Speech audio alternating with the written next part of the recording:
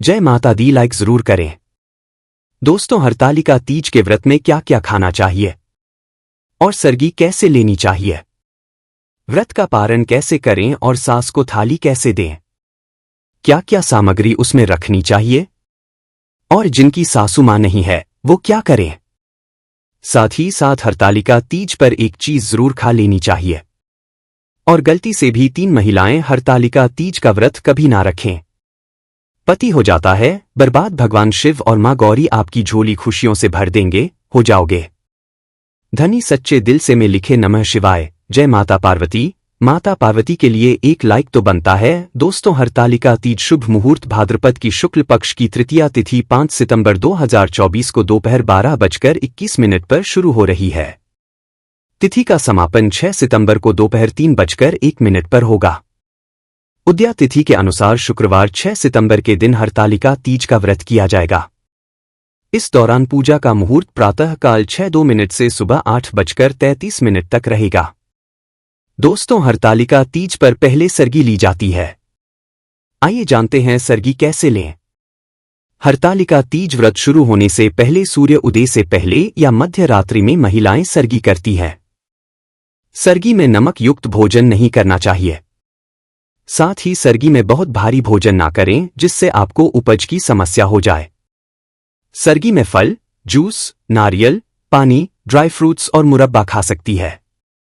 इससे आपको एनर्जी मिलेगी और डिहाइड्रेशन नहीं होगा। साथ ही आप व्रत के दिन भूख भी नहीं लगेगी।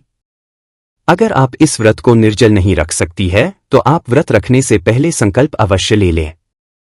पारण में शामिल करें ये चीजें। हरतालिका तीज के अगले दिन पारण किया जाता है। मान्यता है कि चतुर्थ तिथि लगने के बाद ही पारण करना चाहिए।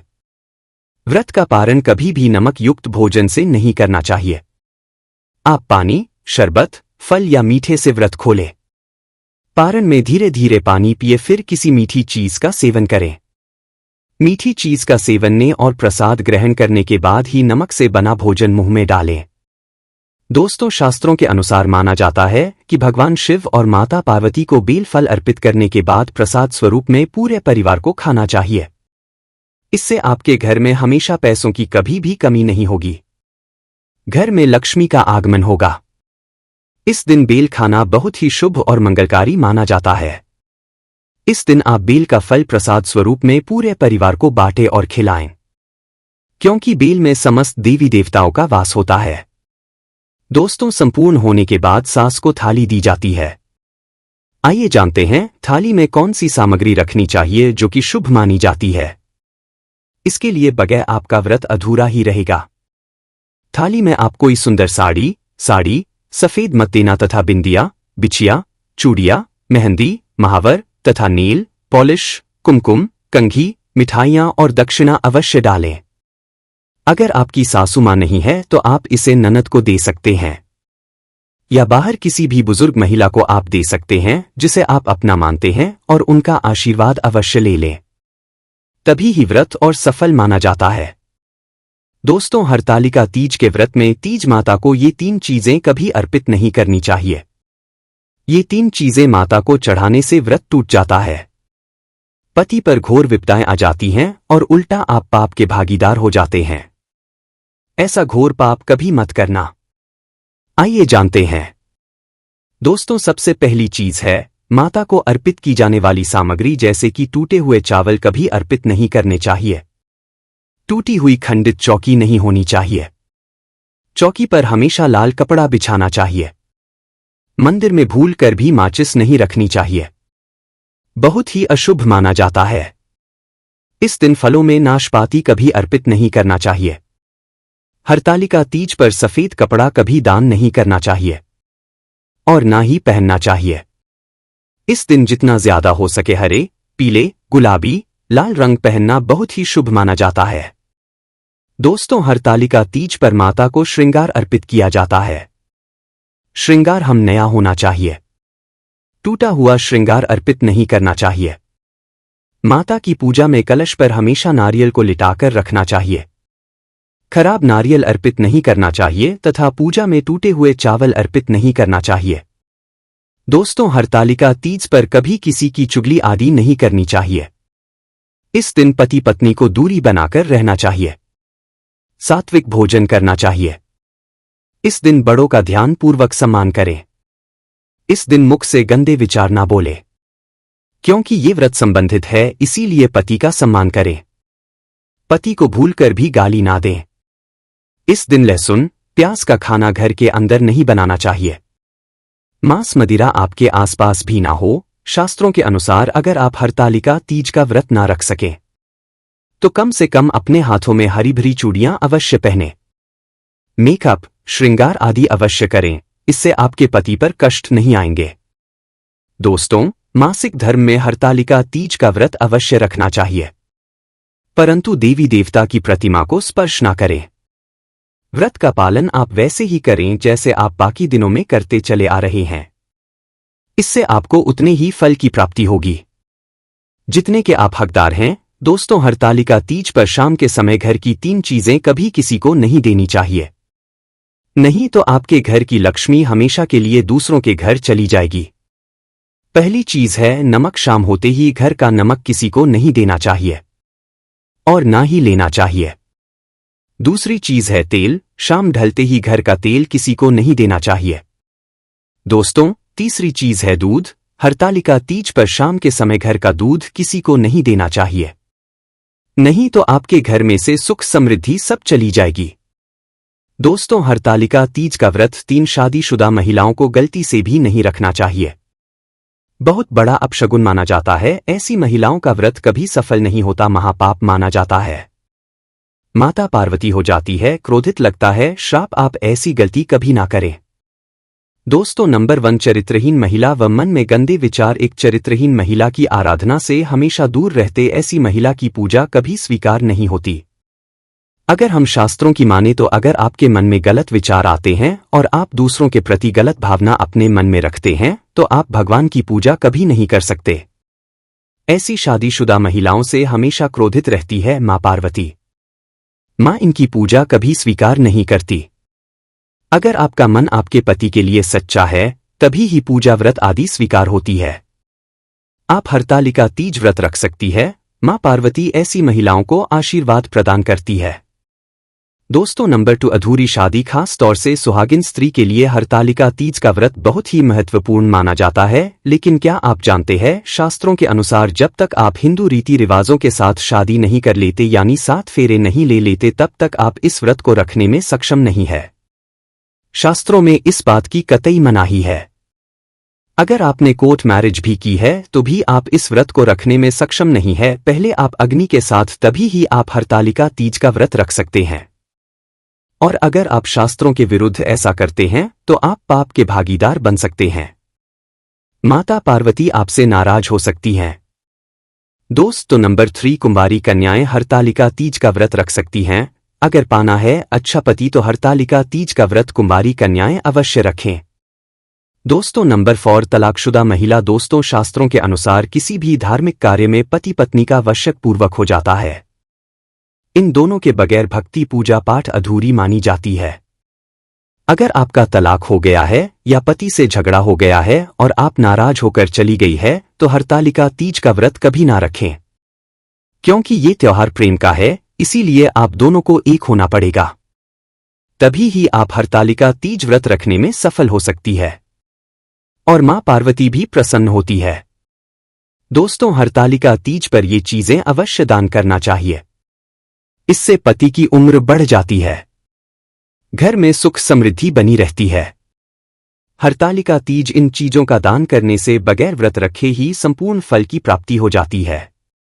इन चीजों का दान जरूर करें। दोस्तों, हरतालिका तीज पर मान्यता है कि इस दिन सुहाग के सामान के साथ साथ मंदिरों में फलों का दान करने से सुख समृद्धि आती है।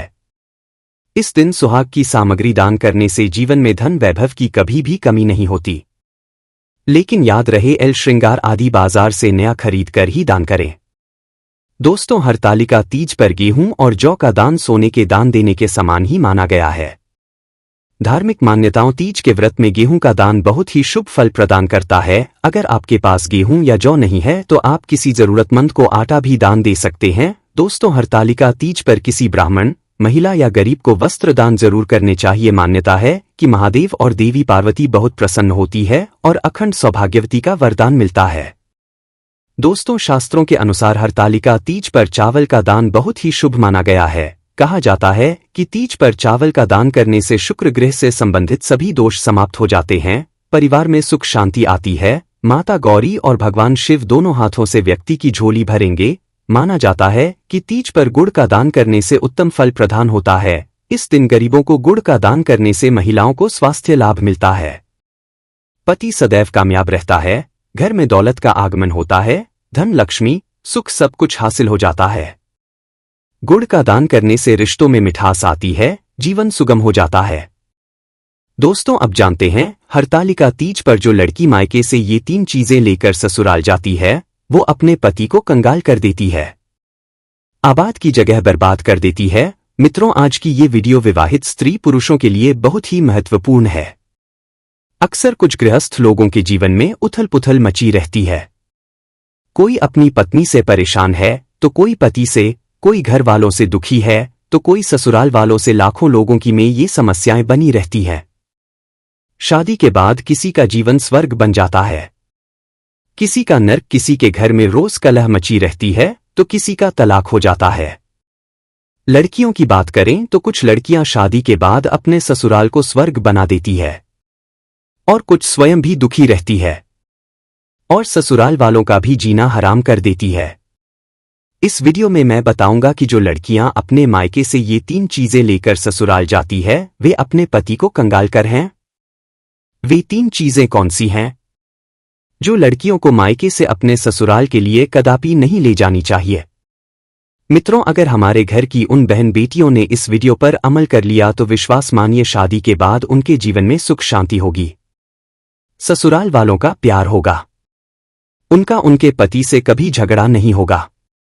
दर्शक बंधुओं, एक समय की बात है, किसी गांव में एक सेठ रहता था। उसकी एक लड़की थी। सेठ अपनी लड़की से बहुत प्रेम करता था, बहुत ही प्यार करता, लड़की के लिए अपने प्राणों से ज्यादा प्यार करता था और कहते भी है कि हर लड़की से उसका पिता बहुत प्रेम करता है। ऐसा कौन होगा जो अपने बच्चे को प्यार ना करता होगा। मां बाप के लिए बच्चे सुंदर हो या कुरूप हो, काले हो या गोरे हो, इससे कोई फर्क नहीं पड़ता, बच्चे तो बच्चे होते हैं। वो सेठ भी अपनी लड़की से बहुत प्रेम करता था, इतना प्रेम करता था कि उसके कहते ही हर इच्छा उसकी पूरी कर देता था। बड़े लाड़ प्यार से उसने अपनी बेटी को पाला था। बेटी की जुबान कोई भी बात आती उससे पहले ही पिता उसकी डिमांड पूरी कर देता था। और मैं अक्सर कहा करता हूं कि अधिक लाड़ प्यार भी पूर्ण स्वतंत्रता औलाद को बिगाड़ देती है। उसने कहा कि पिताजी मैं ऐसा पहनूंगी, तो पिता ने कहा कि ठीक है बेटी तुम ऐसा पहनो। बेटी ने कहा कि मैं ऐसे नहीं रहूंगी, तो पिता ने कहा ठीक है बेटा तुम्हारी जैसी मर्जी हो वैसे रहो, तुम्हें कौन रोकता है, आखिर तुम हमारी इकलौती पुत्री हो।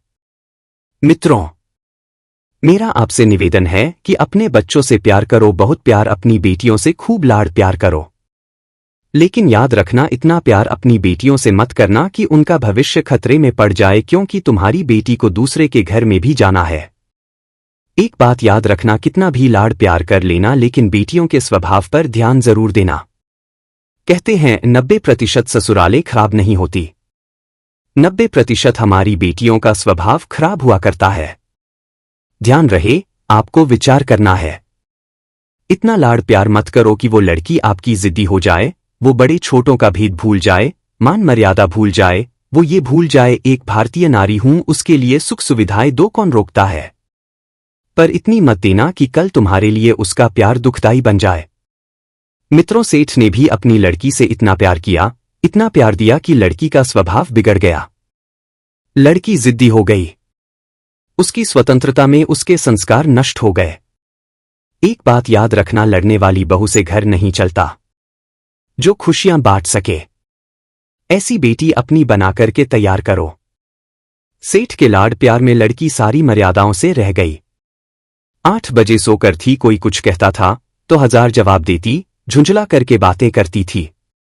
मित्रों, मेरा उन बेटियों से कहना है कि ये तुम्हारा गुस्सा होना, ये तुम्हारा खींचना मां बाप तो बर्दाश्त कर लेंगे, लेकिन ससुराल वाले बर्दाश्त करने वाले नहीं हैं। ध्यान रखना, मां बाप तो आपका हर जवाब सुन लेंगे, आपके सारे नखरे उठा लेंगे। लेकिन जब तुम विवाह करके ससुराल जाओगी तो तुम्हारी कमियों को पीहर में तो बर्दाश्त किया जा सकता है, लेकिन तुम्हारे गलत स्वभाव को ससुराल में कोई भी बर्दाश्त नहीं कर सकता। धीरे धीरे वो लड़की अपनी जिंदगी में बहुत बड़ी अहंकारी होती चली गई, घमंडी हो गई। एक दिन सेठानी सेठ को समझाती है कि देखो जी, तुम जो इसके लिए करते हो, तुम्हारे इसी प्यार की वजह से अब वो जिद करने लगी है, सबको बात बात पर जवाब देने लगी है। पिता ने कहा बच्ची है, सब ठीक हो जाएगा। पत्नी ने कहा जी, उसे आप बच्ची समझ के मत छोड़िए, आपका ये प्यार आपकी उस बच्ची का जीवन बर्बाद ना कर दे। बच्चे की हर डिमांड पूरी करके आप थोड़ी देर तो खुश हो जाओगे, लेकिन ये आदत को लग गई तो जिंदगी भर आंसू बहाने पड़ेंगे।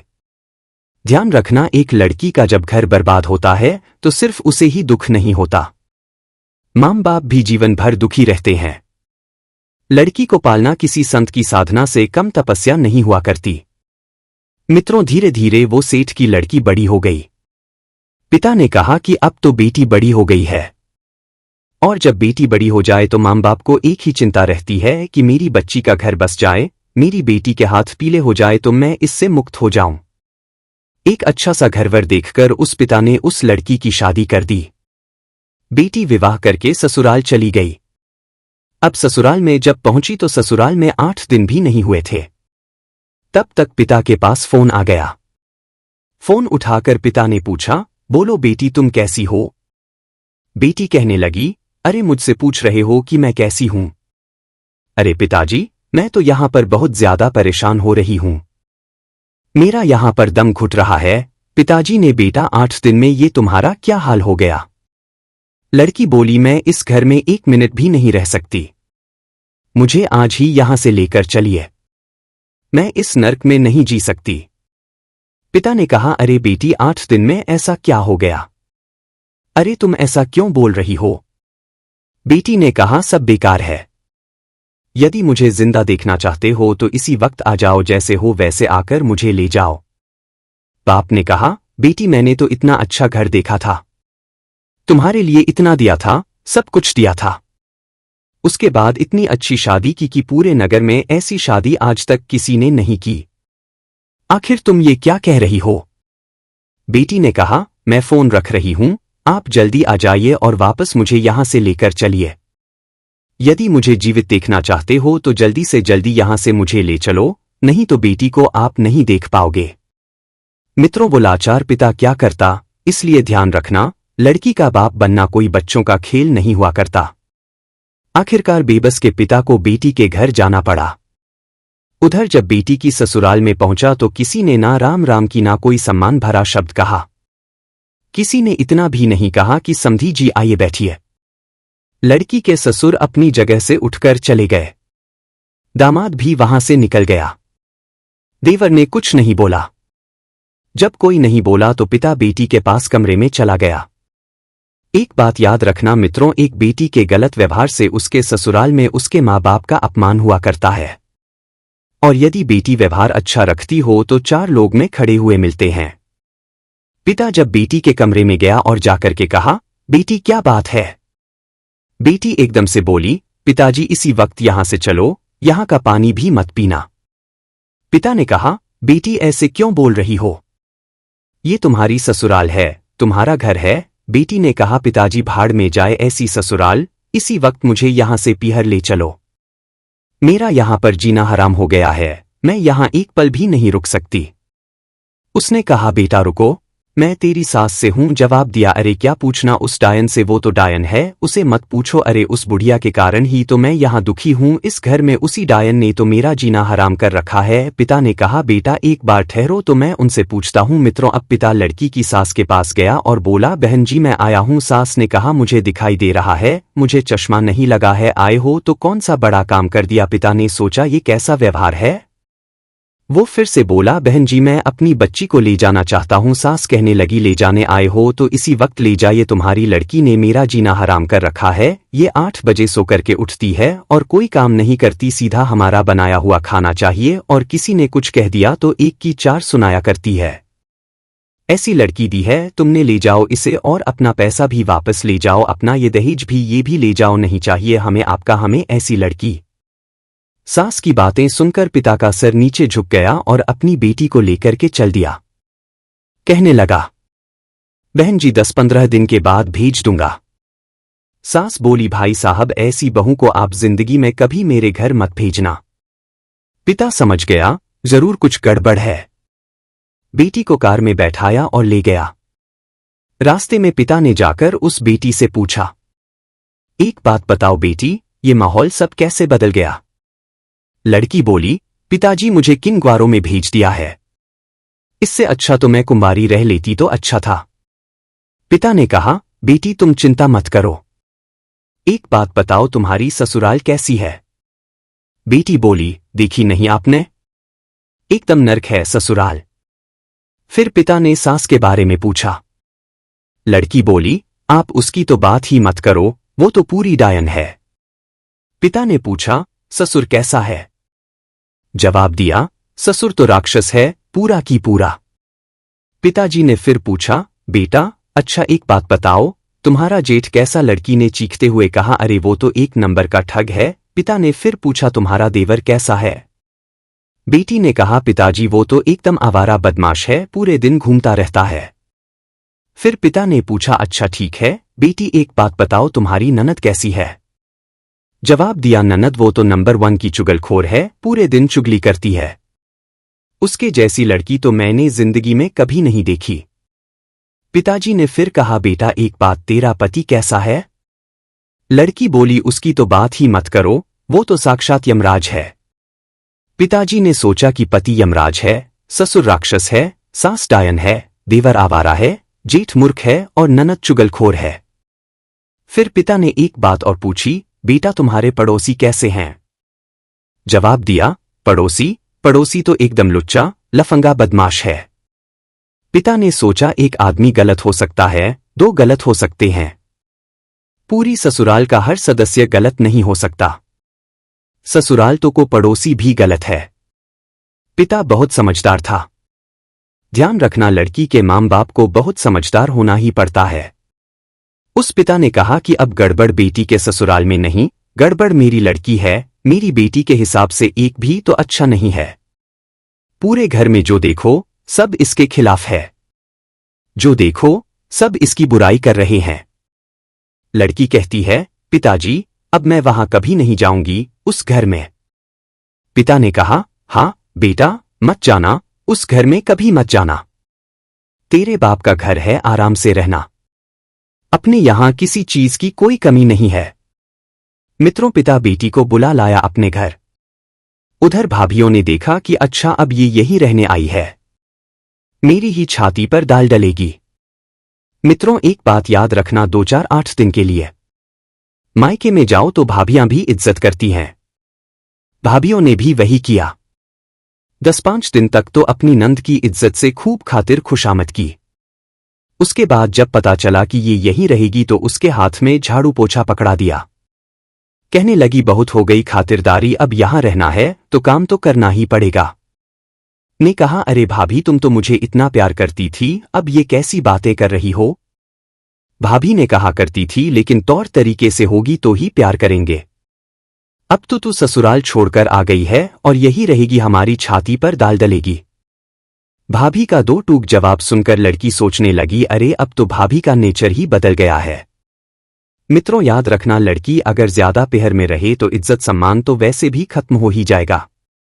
लड़की की शान से डोली उठाना है और ससुराल से अर्थी उठने में है। भाभी का व्यवहार बदल गया था। मंदिर गई जब 2 महीने हो गए बाप के यहां रहते हुए, अब तो मंदिर वालों को परेशानी हो गई।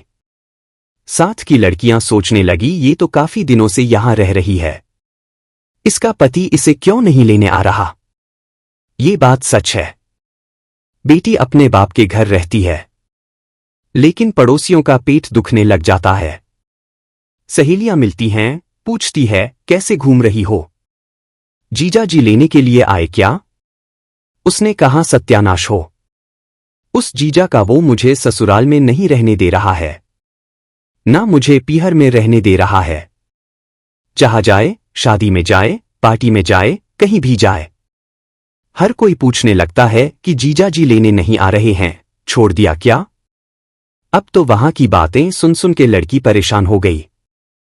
उसने कहा, अरे यहां जीना तो और भी हराम हो गया है। उसने कहा, मैं तो मर गई, आसमान से गिरी और खजूर पर लटक गई। ध्यान रखना, ये मोहल्ले वाले नहीं जीने देते हैं, इनको बड़ी परेशानी हो जाती है।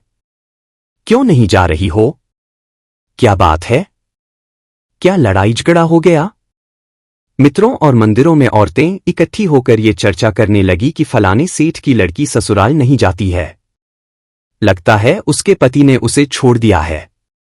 अरे हमें तो मालूम था, ये तो ऐसी ही है, ये कहीं भी रहने वाली नहीं है। धीरे धीरे मित्रों ये बात जब लड़की ने सुनी तो वो परेशान हो गई। उसने कहा, यहां तो मेरा जीना हराम हो गया है। 3 महीने में ही उसका जीना दुश्वार हो गया। एक दिन वो बड़ी उदास बैठी हुई थी। पिता ने देखा मेरी लड़की उदास बैठी है। उसने जब अपनी बेटी को ज्यादा दुखी देखा तो कहने लगा, बेटी क्या बात है? बेटी ने कहा, पिताजी मेरी ससुराल तो बिल्कुल नर्क है और यहां शादी के बाद जब से आ गई हूं तो मेरी इज्जत ही मिट्टी में मिल गई है। जिसे देखो मुझे शक की निगाहों से देखता है। जिससे बात करो तो पहला प्रश्न उसका यही होता है कि जीजाजी कहाँ है? अब जीजा जी ने तो मेरा जीना हराम कर दिया है। इससे अच्छा तो पिताजी मेरी शादी ही ना होती। याद रखना, यदि मोहल्ले वाले टोकते हैं, समाज टोकता है तो ये बुरी बात नहीं है। ऐसे ही टोका करो, क्योंकि आपके टोकने से किसी का घर उजड़ने से बच जाएगा। लड़की अब बहुत दुखी है। पिता ने पूछा, बेटी एक काम करोगी? बोली, क्या? पिता बोले, अपने नगर में एक महाराज जी पधारे हैं, बड़े पहुंचे हुए संत हैं, मैंने तेरी चर्चा उनसे की थी। बेटी ने पूछा, तो क्या बोला? महाराज ने पिता बोला, पहले मेरी बात शांति से सुनो। उन्होंने मुझे एक मंत्र दिया है, यदि उस मंत्र की साधना करो और उस मंत्र का जाप 6 महीने तक कर लो तो तेरी ससुराल तेरी मुट्ठी में आ जाएगी। बेटी ने कहा, मुट्ठी में आ जाएगी? बोले, हाँ। लड़की यही तो चाहती थी कि सब कुछ उसके अंदर में हो, ससुराल में उसका राज हो जाए, वो महारानी बन जाए, सब लोग उसके इशारे पर काम करें। बस इनको ससुराल का राजपाट चाहिए और कुछ नहीं। वो चाहती है कि घर की चाबी उसके पास रहे, घर की मालकिन बनकर रहे, किसी के अनुशासन में ना रहना। पिता ने कहा, 6 महीने में तेरी ससुराल का पूरा वातावरण बदल जाएगा।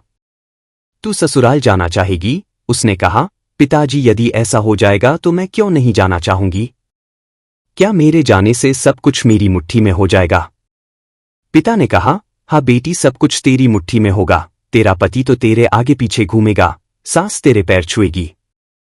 बेटी ने कहा, क्या पिताजी, वास्तव में सास मेरे पैर छुएगी? अरे मैं ऐसे ही तो ससुराल चाहती हूं। पिता ने कहा, बेटी सब कुछ तो ठीक हो जाएगा, लेकिन महाराज ने कहा है कि इस मंत्र का जाप करना होगा। जवाब दिया, पिताजी देखो ये मंत्र मुझे तो याद नहीं होगा, और कोई काम हो तो बताओ। पिता ने कहा, ठीक है बेटी, मंत्र में जप लूंगा, लेकिन साधना तू कर लेना, फिर देखना तुरंत प्रभाव पड़ेगा। लड़की पूछने लगी, पिताजी मुझे क्या साधना करनी है? जवाब दिया, साधना तो इतनी करनी है कि 6 महीने किसी को जवाब नहीं देना है, 6 महीने तक किसी को नहीं बोलना है, 6 महीने तक तुम्हें चुपचाप ईमानदारी से घर का सारा काम करना है। क्या तुम इस काम के लिए तैयार हो? बेटी ने कहा, पिताजी मैं तैयार हूं, बस 6 महीने की तो बात है। 6 महीने के बाद मेरी ससुराल मेरी मुट्ठी में हो जाएगी, फिर मैं उन्हें देखती हूं। पिता ने कहा, बिल्कुल बेटी, ससुराल के सारे लोग तेरे इशारों पर नाचेंगे। अगर ऐसा ना हो तो तू, ये तेरा घर है तो यहां वापस चले आना और आराम से रहना। दर्शक बंधु, अब क्या होता है? वो पिता अपनी बेटी को लेकर उसकी ससुराल में जाता है। सबने देखा, फिर से आ गई है, ये हमारी जान की आफत है। उस समय भी उनसे कोई नहीं बोला। पति ने 2-4 शब्द कहे, आ गई कुलकलंकिनी इस घर को बर्बाद करने के लिए। पति की बात सुनकर गुस्सा तो इतना आया, लेकिन उसके पिता ने कहा, बेटी साधना आपको ध्यान रखना है, कुछ भी नहीं बोलना है। 6 महीने तक अगर बोल गई तो मेरी कोई जिम्मेदारी नहीं होगी। उसके बाद में सेठ अपनी बेटी को लेकर उसकी सास के पास में जाता है और कहता है कि बहन जी, मैं आपकी बहू को लेकर आ गया हूँ। सास ने कहा, अरे क्यों लेकर आए हो इसे, इस चंडाल को, ये तो हमारे घर को बर्बाद कर देगी, अरे यहाँ से ले जाओ, मुझे इसकी कोई आवश्यकता नहीं है। तब पिता हाथ जोड़ करके कहने लगा, बहन जी एक बार इसको मौका दे दो, क्योंकि एक बार तो हर किसी को एक मौका देना चाहिए। सास ने कहा, ठीक है भाई, जब ऐसी बात है तो ठीक है। इस प्रकार मित्रों वो पिता अपनी बेटी को समझा करके अपने घर चला जाता है, अपने घर के लिए जाता है और कहता है कि बेटी बस 6 महीने के लिए तुम्हें ये साधना करते रहना है, उसके बाद में ये तुम्हारी मुट्ठी में होगी, जो चाहो वो करना और हमारी बात को ध्यान रखना। कोई भी तुमसे कुछ भी कहे, चाहे गुस्से में कहे चाहे कुछ भी कहे, लेकिन उसी समय तुम्हें मेरी बात को याद रखना है और साधना को बिल्कुल नहीं भूलना है। मित्रों इतना कहने के बाद वो पिता अपने घर को चला जाता है। इधर लड़की रात भर रुकती है। सुबह जब होती है तो उठकर के अपनी सास के पास जाती है और पैर छूने लगी। कहने लगी, माँ जी क्या हमें आशीर्वाद नहीं दोगी? सास तो गुस्से से पहले से बैठी थी, लेकिन जब बहू ने पैर छुए और कहा कि माँ मुझे आशीर्वाद दीजिए, तो उस सास के लिए दिल में झटका सा लगा। सोचने लगी, हमारे पैर छूकर आज तो ये आशीर्वाद मांग रही है, ये उल्टी गंगा कैसे बहने लगी? अरे ये वही बहू है जो मैं एक कहती थी तो ये 10 सुनाती थी, और आज हमारे पैर छूकर आशीर्वाद मांग रही है। बहू ने कहा, माता जी अगर कोई गलती हो तो हमें क्षमा करना, आज के बाद मैं कोई गलती नहीं करूंगी, मेरी गलतियों को माफ कर देना और मुझे आशीर्वाद दे दो। दोस्तों है ना कि सास के लिए क्या चाहिए? अगर बहू सास के चरणों में जाकर के माथा रखने लगे और ये कहे कि माँ जी मुझे आशीर्वाद दो, तो सास का हृदय प्रफुल्लित हो जाता है और वो सब कुछ देने के लिए तैयार हो जाती है। दोस्तों उसके बाद में सास ने उस लड़की को बहुत सारा आशीर्वाद दिया। उसके बाद सेठ की लड़की वहां से उठती है और अपने काम पर लग जाती है। सीधी रसोई में पहुंचती है और भोजन बनाने लगती है। इधर जब बर्तन खटखटाने की आवाज आई तो सास ने अपनी बेटी से पूछा, बेटी में जाकर तो देखो कहीं कोई बिल्ली तो नहीं घुस आई है। तब ननद ने जाकर देखा, ननद ने बताया, माँ जी बिल्ली नहीं है, वो तो दूसरी बिल्ली है। मतलब जवाब दिया, वो ही है, आपकी बहू रानी रसोई में काम कर रही है। दोस्तों अब तो सास का और भी मन बदल गया। उसने चुपचाप भोजन तैयार किया। भोजन तैयार करने के बाद में थाली परोसी अपनी सासू माँ को खिलाती है और सासू माँ को बड़े प्रेम से भोजन खिलाया तो उसका दिल खुश होने लगा। इधर जब उसके ससुर आए तो ससुर के पैर छुए और थाली लेकर के भोजन ससुर के पास में पहुंच गई। हाथ जोड़कर के कहने लगी, पिताजी अगर मुझसे कोई अपराध बना हो, कोई गलती बनी हो तो मुझे क्षमा कर देना। दोस्तों जब पिता समान ससुर ने देखा कि ये तो हमारी वही बहू है, अगर घर में से कोई एक बार भी कुछ कहता तो ये उसे 10 जवाब देती थी, लेकिन ये आज हाथ जोड़कर मेरे समक्ष खड़ी है। मित्रों कहते हैं कि एक पिता के लिए क्या चाहिए, ससुर के लिए चाहिए उसका बच्चा, उसकी बहू उसकी इज्जत करें, उसका सम्मान करें, समय से उसे भोजन दें, समय से उसका ध्यान रखें, बस यही चाहिए। मित्रों अब तो सुबह जल्दी उठना, जो 8 बजे उठती थी वो 6 बजे उठना आरंभ कर देती है। घर का सारा कामकाज करने के बाद पति की सेवा, अपने जेठ का भी ध्यान रखती है, अपनी ननद का भी खूब ध्यान रखती है, सबके लिए समय से भोजन देती है। अगर कभी कभी उससे कोई कुछ कहता तो उसे गुस्सा तो बहुत था कि उसे कच्चा ही चबा डालो, लेकिन जब उसे गुस्सा आता था तो उसे उसके पिता की वो तस्वीर याद आ जाती थी, जिसने कहा था कि बेटी साधना को मत भूल जाना, केवल 6 महीने की तो बात है। मित्रों अगर उससे कोई घर में क्रोध से भी बात करता तो उसे भी बहुत गुस्सा आता था, लेकिन वो जब साधना की बात याद कर लेती तो सोचती थी 6 महीने की तो बात है, उसके बाद मैं इन लोगों को देख लूंगी। मित्रों इस प्रकार से वो अपना समय गुजारती रही और चुपचाप सबकी सुनती रही, सबका ख्याल रखती रही। और इस प्रकार महीना जब धीरे धीरे बीत गया तो एक दिन क्या होता है, उसकी सास ने अपनी बहू को अपने पास बुलाया और घर की जो चाबियां थी अपनी बहू को सौंप दी और कहा कि बेटी तुम मेरी बेटी की तरह हो, तुम मेरे घर की लक्ष्मी हो, आज से इस घर की सारी जिम्मेदारी मैं तुम्हें सौंपती हूं। इतना कहकर सास ने बहू को चाबी दे दी। एक बहू के लिए मित्रों क्या चाहिए, सारे घर का राज चाहिए। जो चाबी उसकी सास ने उसको पकड़ाई, अब तो उसका दिल बहुत खुश हो गया। सास ने पास बुलाया और कहा, ये तेरी पत्नी है, आज के बाद तू जो भी पैसा कमाकर लाएगा वो मुझे नहीं देगा बल्कि अपनी बहू के हाथ में देगा, क्योंकि ये घर की बहू नहीं बल्कि लक्ष्मी है, ये घर की जिम्मेदारी का सारा बोझ उठाएगी। मित्रों, जब सास ने ये कह दिया अब तो उसका दिल फूला नहीं समाया। सोचने लगी, पिता ने सही कहा था कि साधना का प्रभाव 1 महीने में ही दिखने लगा। पिता ने तो ये कहा था कि 6 महीने लगेंगे, लेकिन यहां तो 1 महीने में ही साधना का प्रभाव दिख गया है, जो हमारे हाथ पूरे घर की चाबी भी आ गई। सब लोग हमारी प्रशंसा कर रहे हैं। सब लोग हमारे कहने के मुताबिक चलना चाहते हैं। बस यही तो चाहती थी जो उसके लिए अब मिल चुका था। मित्रों, सेठ की बेटी बहुत खुश होती है, लेकिन अंदर उसके गुस्सा भरा था कि 6 महीने के बाद मुझे इनको देखना है, एक एक शब्द का हिसाब लेना है। इस प्रकार वो चुपचाप अपने पिता की बातों को याद करके अपने ससुराल वालों की सेवा करती रही। अब तो उसकी प्रशंसा ससुराल में खूब होने लगी।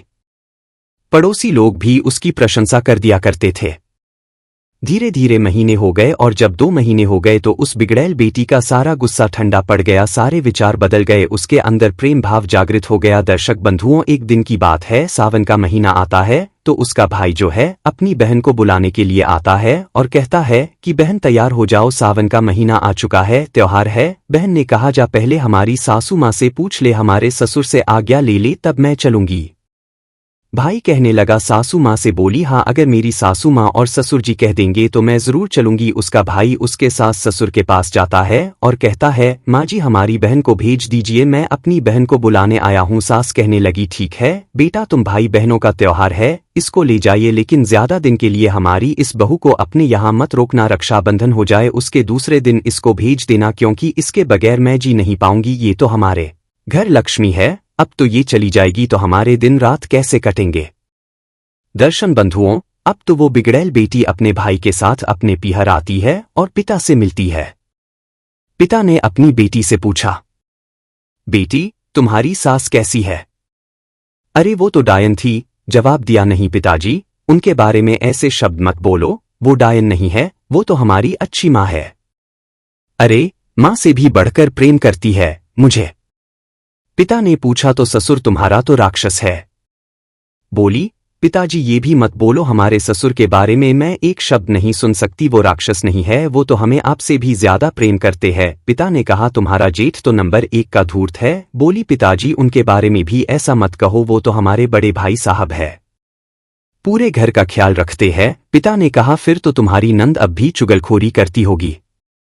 कहने लगी, नहीं पिताजी, अब वो मेरी पक्की सहेली बन गई है, उसके बारे में ऐसे शब्द मत बोलो। जवाब दिया, तुम्हारा पति तो यमराज था। बोली, नहीं पिताजी, हमारे पति के बारे में ऐसे मत बोलो, मेरा पति देवता है, उसके बारे में मैं ऐसे एक भी शब्द नहीं सुन सकती।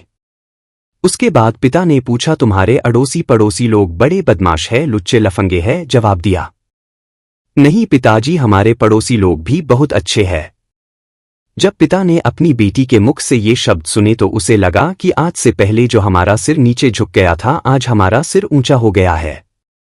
हमारी बेटी ने फिर हमारा सिर ऊंचा कर दिया और मैं फक्र से कह सकता हूं कि मैं एक बेटी का पिता हूं। दोस्तों, है ना बेटी?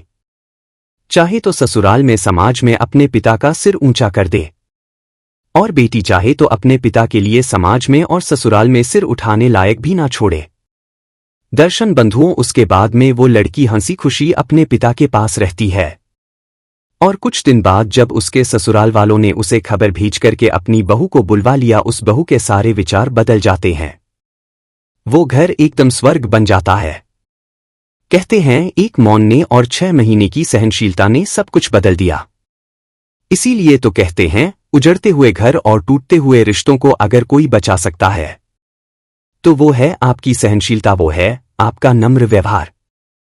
सहनशीलता से व्यक्ति अच्छों को झुका सकता है। जिसने कभी ना झुकने की कसम खा ली हो तो आप उसके सामने झुकते रहना, जितना आप झुकोगे उतना ही उसे भी झुकना पड़ेगा। इस बात में कोई दो राय नहीं।